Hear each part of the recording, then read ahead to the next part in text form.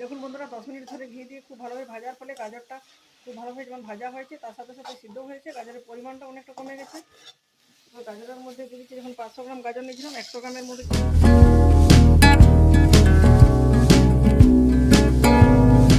নমস্কার বন্ধুরা, আমার চ্যানেলে আপনাদের সবাইকে স্বাগত জানাচ্ছি। আজকের পর্বে আমার রেসিপি হলো গাজরের হালুয়া।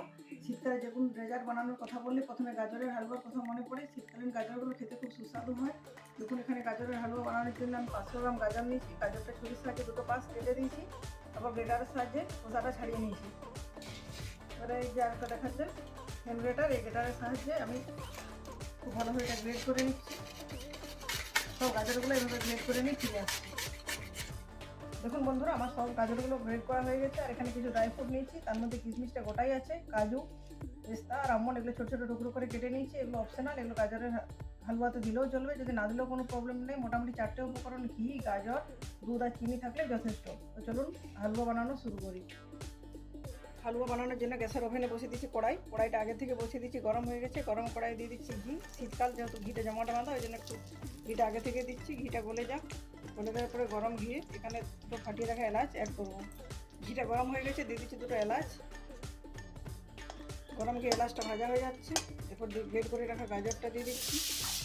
গাজরটা ঘিয়ে দেওয়ার পর খুব ভালোভাবে ভেজে নিতে হবে 10-12 মিনিট ধরে। গাজরের মধ্যে যদি কাঁচা কাঁচা ভাব থেকে যায় তাহলে গাজর পায়েস যত ভালো গাজরের হালুয়া যত ভালোভাবে বানানো হোক, এটা কীরকম একটা গন্ধ থাকে, সেই গন্ধটা কাটানোর জন্য 12 মিনিট ধরে খুব ভালোভাবে গাজরটা ভেজে নিচ্ছি। দেখুন বন্ধুরা, 10 মিনিট ধরে ঘি দিয়ে খুব ভালোভাবে ভাজার ফলে গাজরটা খুব ভালোভাবে যেমন ভাজা হয়েছে তার সাথে সাথে সিদ্ধ হয়েছে, গাজরের পরিমাণটা অনেকটা কমে গেছে।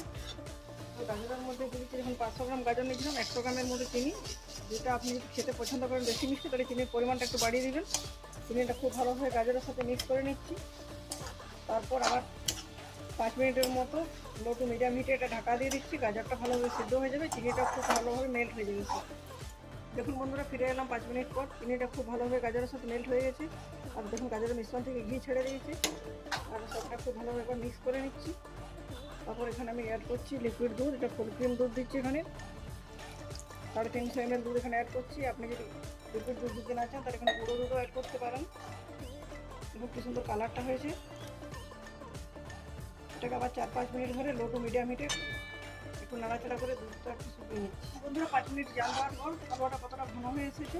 এ পর্যায়ে আপনি হয় গুঁড়ো দুধ, কনডেন্স মিল্ক বা দুধের ক্ষীর ব্যবহার করতে পারেন, কিন্তু সেটা সম্পূর্ণ অপশনাল, না দিলেও কোনো প্রবলেম নেই। আমি আজ বাড়িতে ক্ষীর বানিয়েছি। এখন নিয়ে ক্ষীরটা 2 চামচ এখানে অ্যাড করে দিচ্ছি, তাহলে স্বাদটা আরও বেশি হবে।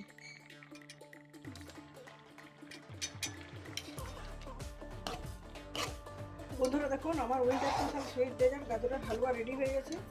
এরপর গ্যাসের ফ্লেমটা অফ করে দিচ্ছি আর দিয়ে দিচ্ছি 1 চামচের মতো গাওয়া ঘি। এটা সম্পূর্ণ অপশনাল, আপনি না চাইলে নাও দিতে পারেন। কেটে রাখা যে ড্রাই ফ্রুটগুলো সেগুলো দিয়ে দিচ্ছি এখানে।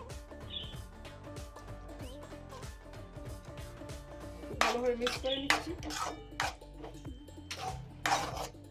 দেখুন বন্ধুরা, আমার জিভে জ্বালানো স্বাদের গাজরের হালুয়া বানানো কমপ্লিট হয়ে গেছে। একটা বাটিতে আমি সার্ভ করে নিয়েছি। আর কিছু ড্রাই ফ্রুট পায়েসে দিয়েছিলাম আর কিছু রেখে দিয়েছিলাম, সেগুলো দিয়ে গার্নিশিং করে দিচ্ছি। এটা দেখতে যেরকম সুন্দর হচ্ছে, খেতেও সেরকম লোভনীয় হবে। পুরো প্রসেসটাতে প্রথমে চিনি দেওয়ার আগে পর্যন্ত আমি মিডিয়াম টু হাই হিটে রান্না করেছি, আর চিনি দেওয়ার পর থেকে লো টু মিডিয়াম হিটে রান্নাটা করেছি। হালুয়াটা কেমন হলো অবশ্যই আপনারা কমেন্টের মাধ্যমে জানাবেন। ভালো লাগলে লাইক, শেয়ার এবং চ্যানেলটিকে সাবস্ক্রাইব করতে ভুলবেন না। আজকের মতো এ পর্যন্ত, পরের দিন ফিরে দেখা হবে নতুন কোনো রেসিপির সাথে। ধন্যবাদ।